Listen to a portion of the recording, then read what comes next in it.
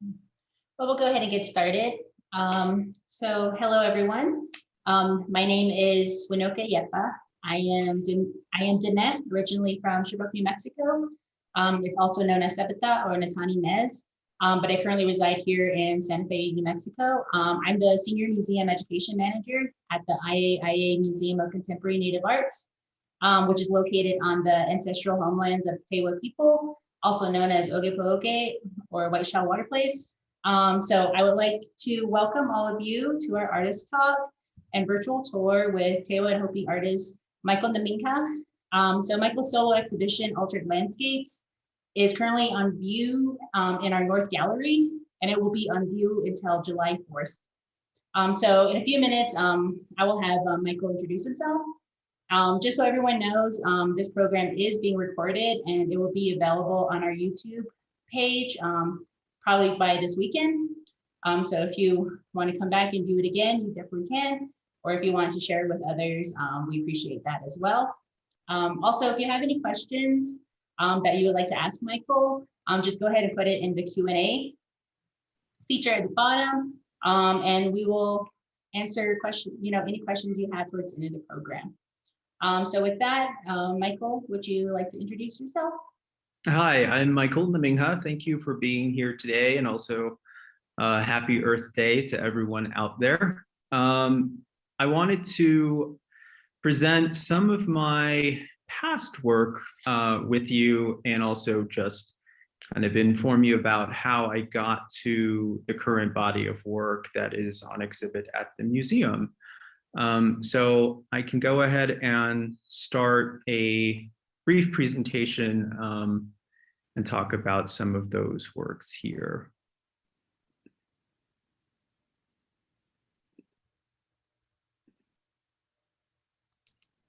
So I come from a family of artists. My father is a Tewa Hopi painter by the name of Dan Namingha.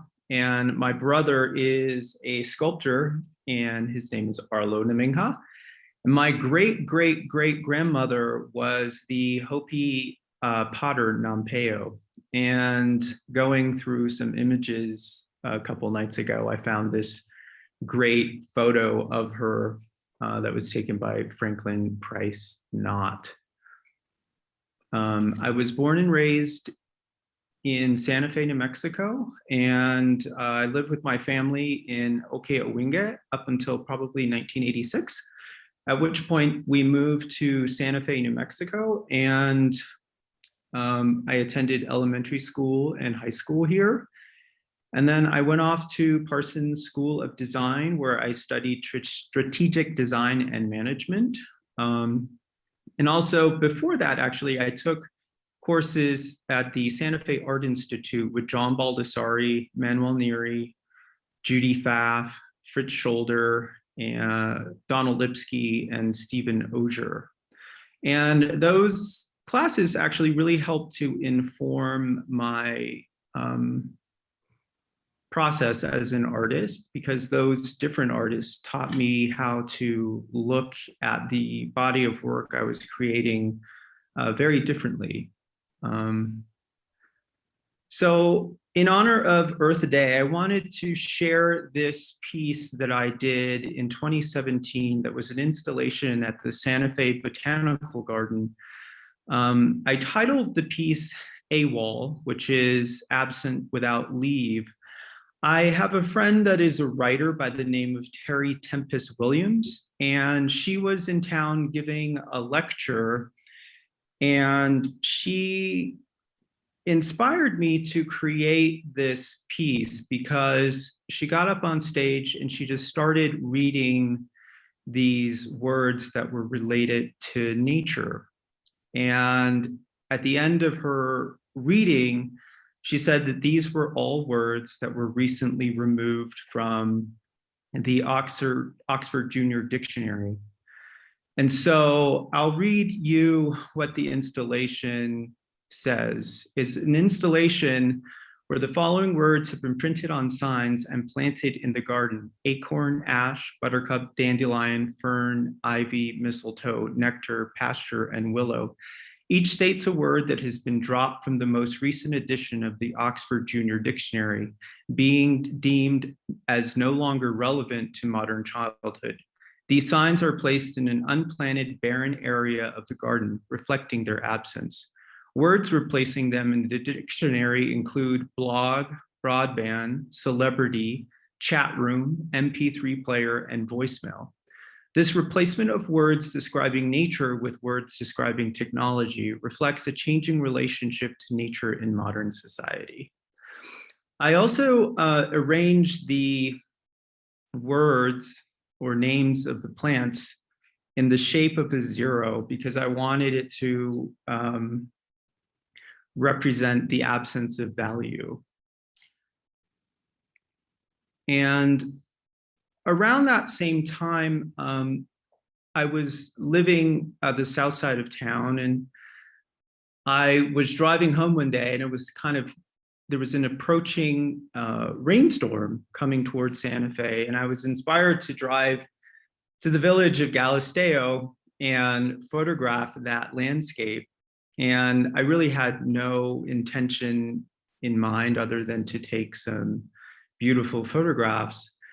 And I was able to capture some images, but on my drive there, I started to notice these signs on the side of the road that said, no drilling in Galisteo, no oil in Lamy.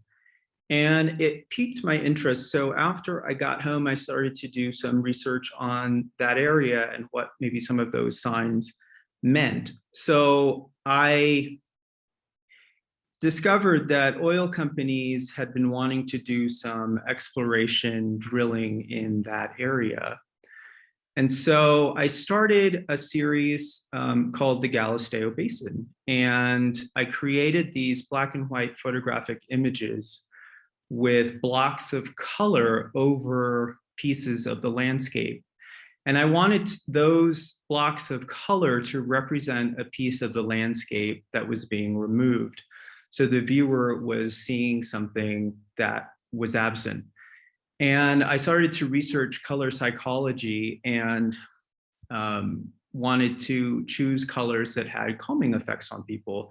And I discovered that pink was one of those colors. And pink, I read that sometimes drunk tanks are painted, the interiors are painted pink so that the people that are thrown in the drunk tank, it'll calm them down. So then from there, I became a little bit frustrated with just the square or the rectangle format that photography has always come in. And so I started to experiment with how can I take these images and make them a little bit more interesting.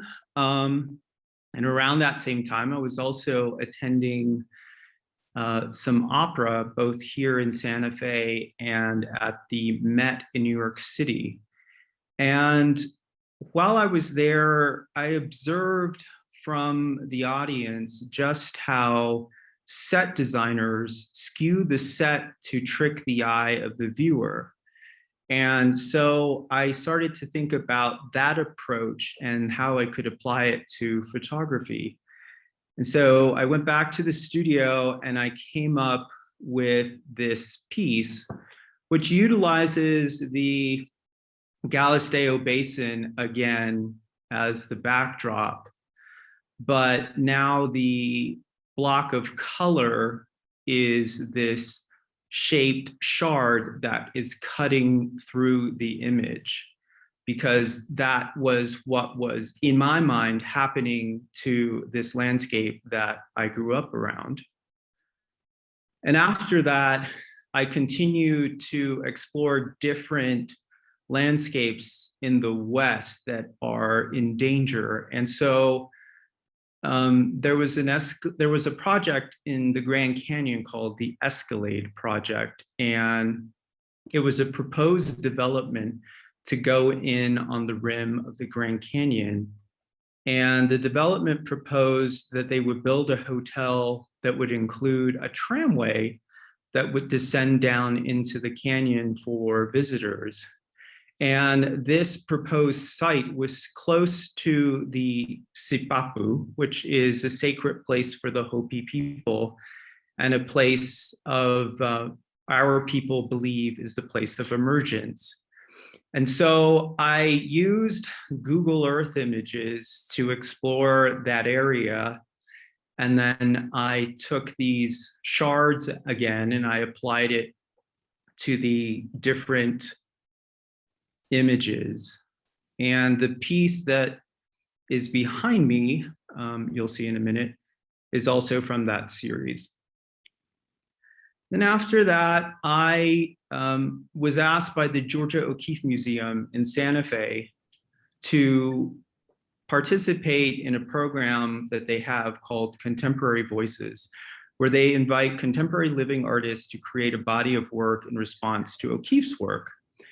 And I chose a series that O'Keeffe called The Black Place.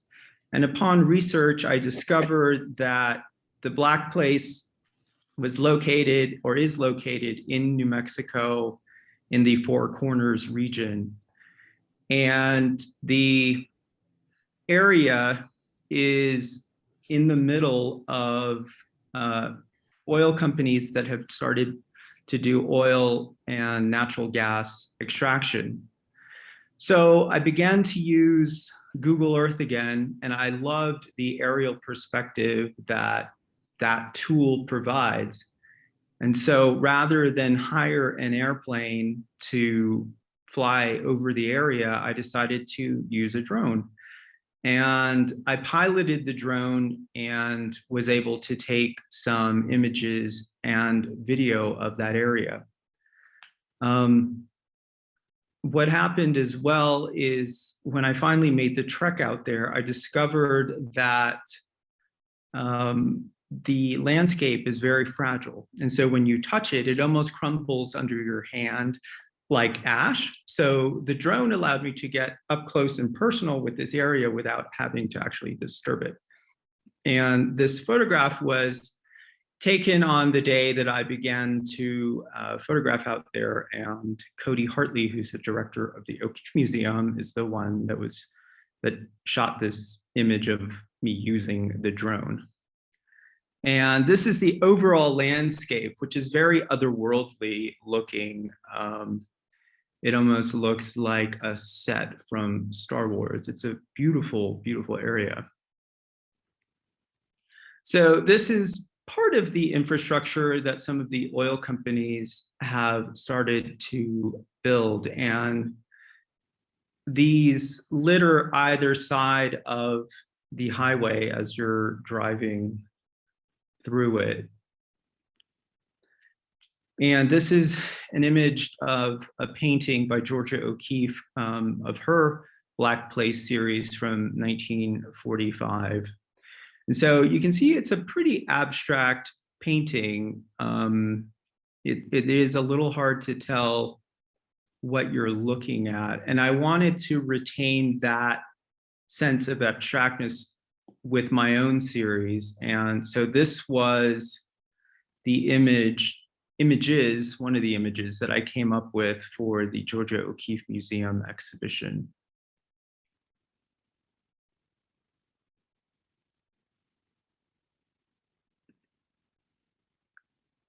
So now this is the piece behind me, is also from the Grand Canyon series that I was talking about earlier.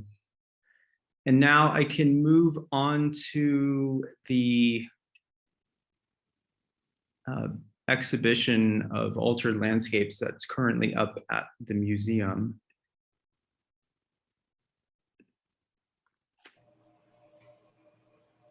And for those of you who haven't seen our virtual exhibition, I'll include a link in the chat so you're able to navigate this as well at your convenience.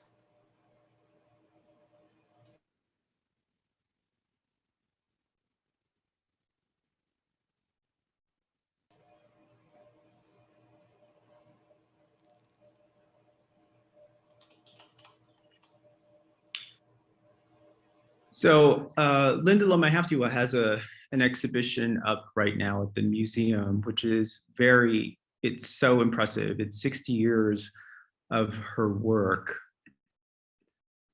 And off to the right, when you enter the museum, is the Altered Landscapes exhibition.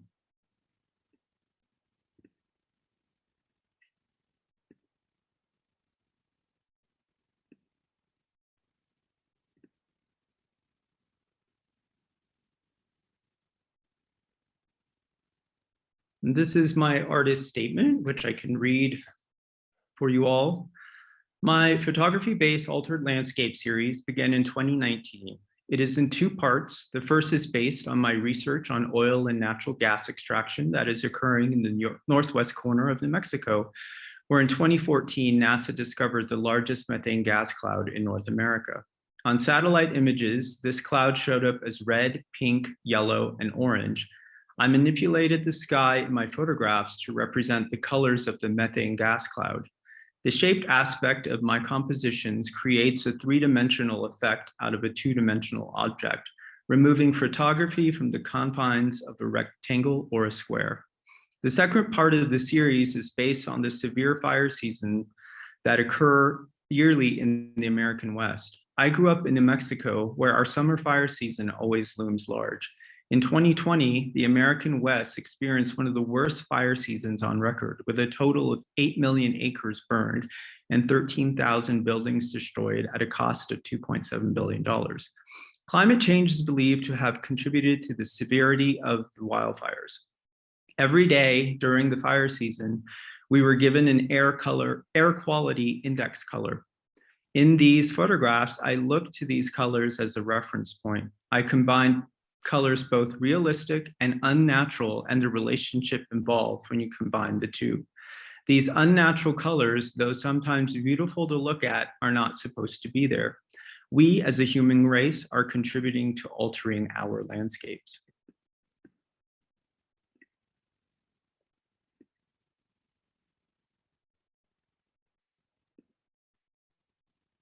So the first piece in the exhibition is actually from the O'Keeffe exhibit.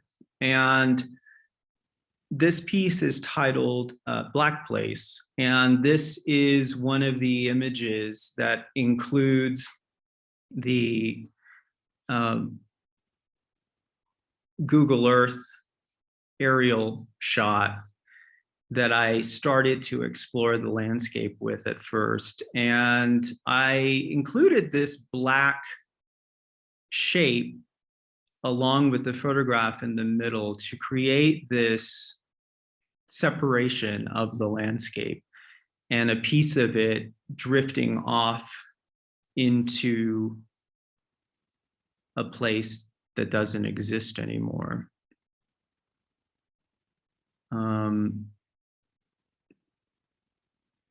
This is titled Altered Landscape number 9. And it's probably the only photograph in this series so far that includes part of the infrastructure that the oil companies have built. And so the NASA research that I came upon, the methane gas cloud showed up on their satellite images as red and yellow. And so I manipulated the sky in this image to include the red to represent that methane gas cloud. And after seeing some of these images from the recent NASA Mars rover, it looks very similar. This image is also from the Black Place series. And this was an image that I took of that area with the drone. And, you know, this almost looks a little distorted, but that's not the software, that's the effect that these photographic works tend to have. It's interesting because as you move around it, you can see the photograph does alter in shape. Again, I chose red to represent the methane gas cloud in this piece.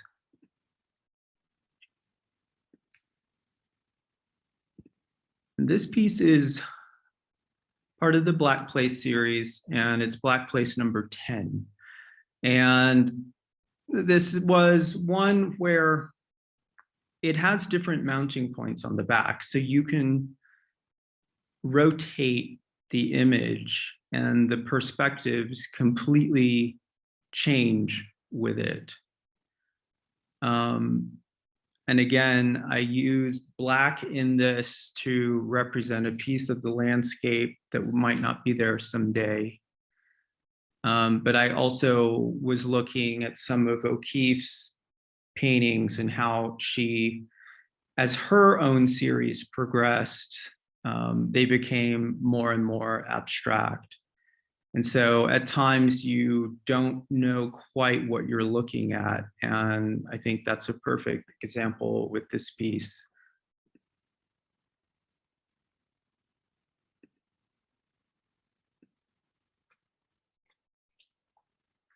This one is Black Place 12.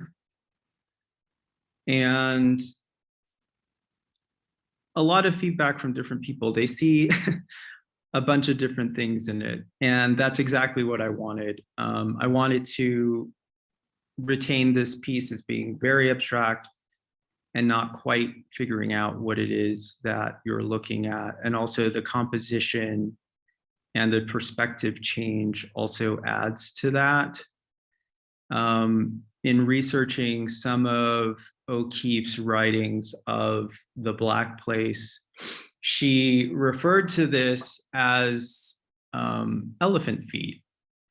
And a lot of times I see different forms in this piece. Now we're moving on to the altered landscape pieces. And the one on the bottom is altered landscape number 2. And I incorporated the same colors of pink and orange to represent the methane gas cloud. And methane is an odorless, colorless gas. And so it only is viewed via infrared imaging or cameras. And this area is in the middle of the Navajo reservation. It borders on the Apache reservation, and there are numerous communities in that area. And all of the people that are living there have been affected by it. As NASA discovered, it's the largest methane gas cloud in North America is over this region. And so the piece on top is altered landscape number 6. And this piece relates to the air quality index colors that we experienced this past summer during the pandemic. And every day during the fires that were occurring both in California and in New Mexico, we received an air quality index color. And that color indicated for people with underlying conditions, for them to be outside or if they should be indoors, just depending on the air quality. And these two pieces are also incorporating those air quality index colors. But in these images, I was also looking at Joseph Albers' color theory and seeing the interaction of color, but also creating these dynamic shapes and these two-dimensional images, and seeing just how far I could push it to make it seem three-dimensional.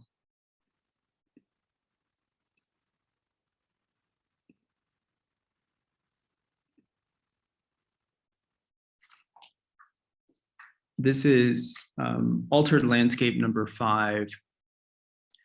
And in my mind, it's one of the most successful in my attempt to create something three-dimensional.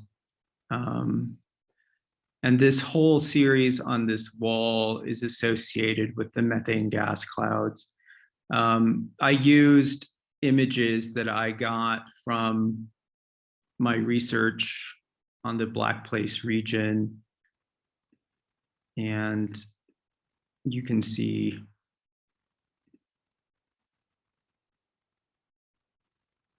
each image is incorporating those colors.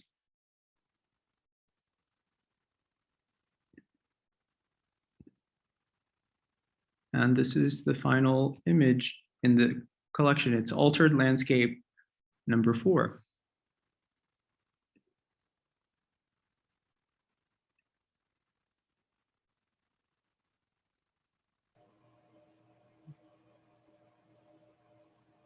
Thank you, Michael.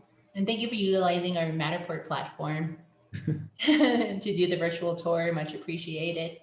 So we have a few questions that people have brought up, but I just wanted to say that, this is like probably one of my favorite exhibitions that we've had at MOCNA, mainly because it just resonates so closely to my own personal story. I mean, we used to drive through that area to get to Albuquerque from Farmington, like all the time. And that area in particular, it was funny because when it would snow, we used to say that it looked a lot like whipped cream or ice cream because of just the snow that's on top of those, that struck that land. It just looks like that. And it's funny because one of our exhibition curators said that your installations look a lot like candy. Yeah, a lot of those colors, they're slightly deceiving because they are candy colored, but there is some sort of underlying sinister. Yeah. So some of the questions that we have are, Richard Neal said, what was the title of the O'Keeffe exhibition?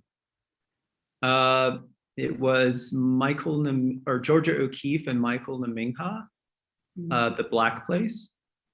Okay.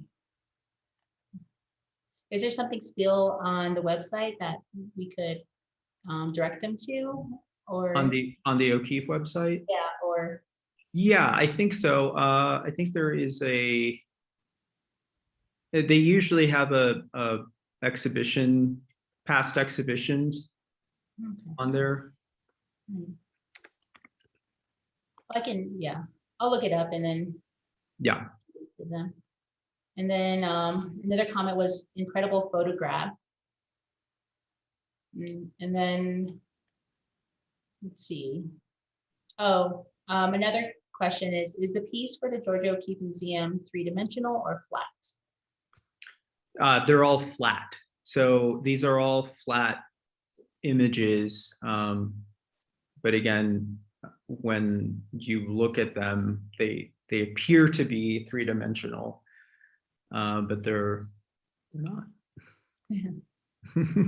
And then Richard followed up saying, it was said that Miss O'Keeffe used to hang her painting of Black Place if she was in a bad mood. Oh.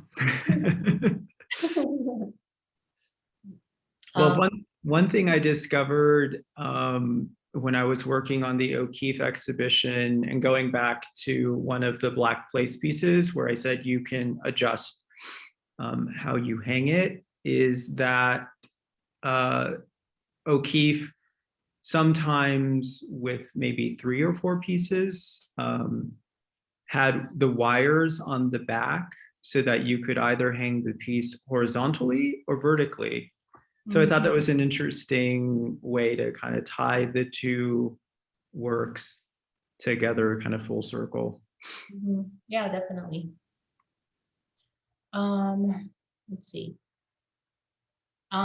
So another question is, it seems like you are interested in illusions in these pieces. How do you derive these forms?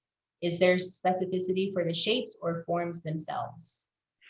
It becomes pretty organic. I always start with a square because that's usually where the photograph begins, is a square or a rectangle.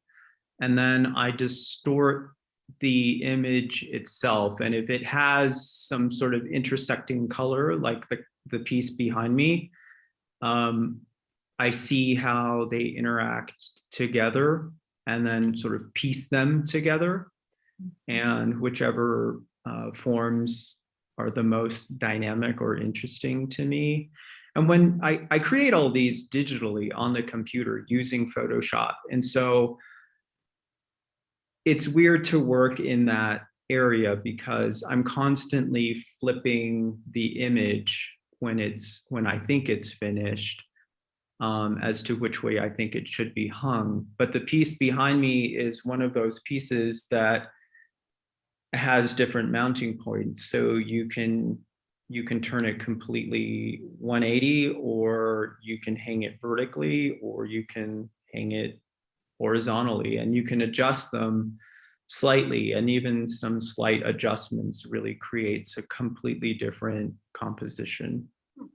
So it's almost open for interpretation in a way. Yeah, and I stopped using different mounting points because I found that collectors are a little bit intimidated when they are given choice to hang a piece the way they would like it. They usually come back to me saying, well, how would you hang it? So I from this piece on, I've kind of gone to the point of, okay, this is how I see it. It's hung, and that's the way it should be. I was wondering if you could walk us through the process, because you said you started out, on the computer editing, these photographs, could you walk us through the process, of getting them onto these plexiglass and. Yeah, so the photographs, once I finish the compositions, the shaped pieces, I then take the image and I work with a photo lab. And there's two different ways that I've gone about producing these. It's either to cut the shaped plexiglass first using the exact dimensions that I put the photograph in, and then we print the photograph on a square sheet of paper, and then we cut the photograph in the shape of the plexiglass. Or the easier way is to print everything on a square or a rectangle and then laser cut the image in the shape that I had originally intended. Oh, wow. Okay. I'm always like fascinated by the process. Yeah, and it took a long time. I had started, I created these photographs that I wanted to do in the shape of a circle. And they worked out fine, but it still left me a little bit frustrated. And so when I came up with these angular compositions, I went back to the photo lab and I said, since we cut this in a circle, is there a possibility to cut this in any kind of shape that I would like? And they said, oh yeah, if we can do that, sure. So we tried it. And of course we ran into a lot of problems. And so we went through a lot of different sheets of plexiglass until we got the formula right. And now they know what they're doing. I know what I'm doing. And sometimes I'll come up with a composition that is a little bit complicated. And so it's better to have those laser cut than to do it by a router. So it just depends. Yeah. Oh, I see. So is there like any significance to the shapes that you choose for each of the pieces? Not really. Usually it just depends on trying to push the boundaries of something two-dimensional and just see how three-dimensional I can get it. And also when I get the finished piece, just to move around it and just to see how distorted I can make it. Sometimes I'll shoot a video of it, and when you shoot a video, it really just shows how much distortion is actually there. And then when you end up on the piece and seeing just how flat it is, then I know I've gotten to the point of where I want to just leave it and call it a day. Nice. So it's just more so experimenting, pretty much. Yeah. That's awesome. Also to follow up to Richard's question was, Michael's exhibition is at the link for past exhibitions. Oh, okay. Contemporary Voices at GeorgiaO'KeefeMuseum.org. Good. Yeah, I think that was from Carolyn Kastner. He was the curator that I worked with on the O'Keefe exhibition. Oh, okay, perfect. Yeah, and so she's the one that actually introduced me to the Black Place, because that series, when I was in art history class at Parsons, our professor had used a slide image of one of O'Keeffe's Black Place paintings. And when I saw it, it was so abstract, I thought it was two clouds coming together with a lightning symbol down the middle. And fast forward to like 2014, I was giving a talk at the O'Keeffe Museum that used that same painting on their lecture announcement. And I asked Carolyn about it, and she said, oh no, it's a series that O'Keeffe painted of a landscape that's here in New Mexico. And I said, oh my God, okay. Find out more about this place. It's really neat. And I actually I've never really heard about I've seen Georgia O'Keeffe's Black Place, but never really actually heard of the story behind it or anything until I actually had a friend who started working there, and that's how I kind of got to learn about that. Yeah. So comment we have from Joanne is, thank you, Anoka and Michael, for this presentation on Earth Day. The altered landscape is so powerful, but your first image stays with me. And then she said, Secretary Howland should see this exhibit. It is so powerful and relevant, especially coming from an Indigenous artist. Thank you. That was nice. Yeah, that was really nice. Yeah, thank you, Joanne. I guess this exhibition, just for information about what's upcoming, is it'll travel to the El Paso Museum of Art, and it opens, I think, on August 15th and will be up till December 5th. And my family owns an art gallery here in Santa Fe called Niman Fine Art. And every August we have an exhibition that coincides with Indian Market. So we'll be exhibiting new works for that as well. And then coming up in September, I'll be having a one-person show at David Richard Gallery in New York City. And that exhibition will include some altered landscape pieces, and it'll open on September 1st. Perfect. Thank you, Michael. And do you have any other like artist talks or anything coming up? Not that I'm aware of. We will have programming surrounding the El Paso Museum exhibition. And so just look on my website. I usually have any upcoming talks, or my exhibition list will be there. Perfect. A comment from Alex says, I love your idea of using the colors to remind us of the invisible methane cloud that hangs over the land and people. I think the different shapes and forms of the images really add to their powerful brilliance. Thank you for the presentation. Thank you. And another says, why not offer Helen one of those pieces on loan for her office in DC? Why not? Why not? That was part of the experience that I've had with exhibiting a lot of this work is a lot of people aren't aware of what is happening in this area in relation to that. And so sometimes after I give a presentation or an exhibition opening, people are thankful that they have become aware of this. Mm-hmm.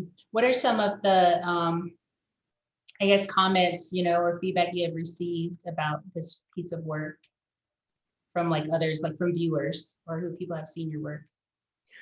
A lot of people say that it's funny. I've had comments from curators that I've not actually directly received, but more from photographers or traditional photographers saying that what I'm doing is not photography. And that's almost like a compliment, because it's like, yeah, I'm just utilizing I'm using photography as just a platform to take it to somewhere else. Mm-hmm. But like I said, I think it's bringing awareness to a cause Mm-hmm. through your work that I think is the most rewarding to me. Mm-hmm. And I do enjoy engaging with other artists because there's so many of us that are commenting on what's happening to our own indigenous people, to our landscape, and ways that we can go about making change. So those are some of the reactions that I've received about it. Mm-hmm. No, definitely. I mean, it's interesting because there are a lot of people that say that photography is not an art form. Right. Yeah, and so it's very interesting to hear that feedback. But I mean, I really love, this work because, it speaks about such an important issue in a very, like, I guess, indirect way, of just being very like wanting the viewer, wanting the visitor to kind of learn more, and I Right. think that's very powerful in itself because it allows for more people to take that education upon themselves to learn more about, this issue within the environment and within Indian country, for sure. Right. Mm-hmm. Yeah, there is a quote from a movie that I often like to use, and it's sometimes awful things have their own kind of beauty. Mm-hmm. And it's just a lot of times some of these images I do use kind of candy colored tones that are appealing, but I also want to raise the flag of there is something a lot deeper there to the story, and to learn more about what is occurring and how we can change that. Yes, definitely. And I mean, it's so great also to see, work that really resonates with our local area as well. I mean, I think a lot of people, um, probably travel. Like I said, I traveled through that area, so many times and didn't really know very much about the history of that area. And I think there are a lot of people that also feel the same way too. Mhm. And then so, I think it's really great to actually have work that represents, local issues that have, occurred here in the Southwest, and also just have that representation as well. Yeah, I mean, I think it also took me going away and leaving this place to realize what I do have here in my own backyard. It was like growing up in New Mexico and being exposed to our culture, native culture here, and really having a respect for the land and living together with it and respecting it, and the ceremonies involved and how that is about preserving it and where we come from. And then moving to New York City and living in Manhattan and just being surrounded constantly by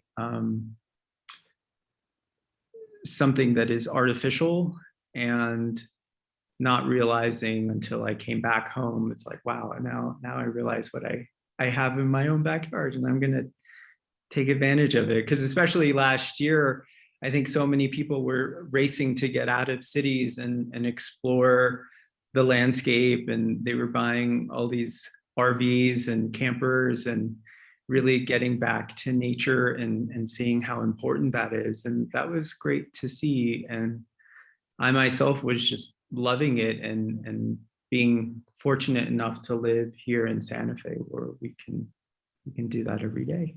Mhm. Yeah, definitely. I mean, I think sometimes that's what it definitely takes for some people, it's to move away, from their, ancestral lands and, to see, to really honor what they truly have. I mean, I did that. I moved to the East Coast and I lived in DC for like 6 years, and then moved to Hawaii and then came back here, and it was really made that connection so much deeper. Yeah.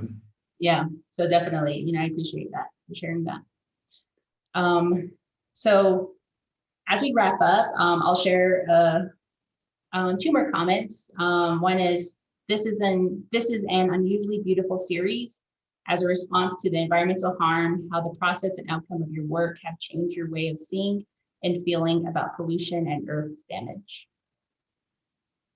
Yes, definitely. And then Catherine, the color lures people closer, then they learn what it represents.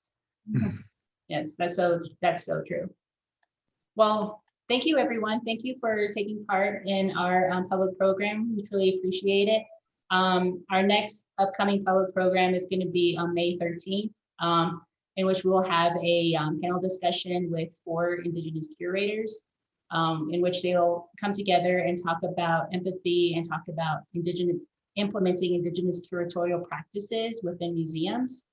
And so please keep an eye out for those announcements on our Facebook as well as our website. And we also send out a weekly newsletter to everyone with all of their programming as well as upcoming exhibitions as well. So thank you again, Michael. I appreciate Thank you. it. And thank you, everyone, for taking part. And have a good evening. Take care. Bye.